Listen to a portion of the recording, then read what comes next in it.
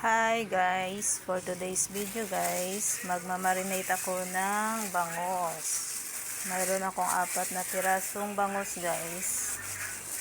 First, lalagyan ko ito ng garlic. Ayan guys.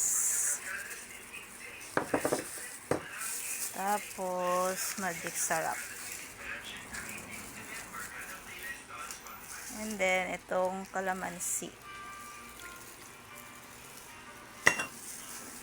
At higit sa lahat, itong toyo. Para mabango ang ating bangus. So, halo-haloin lang natin to guys.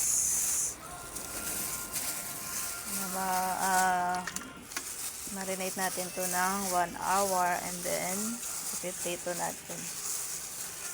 Masarap kapag marami siyang bawang guys.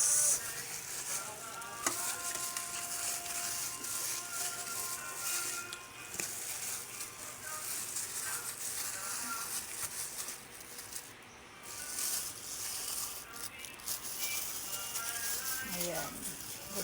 Lalagyan ko pa pala to guys ng paminta.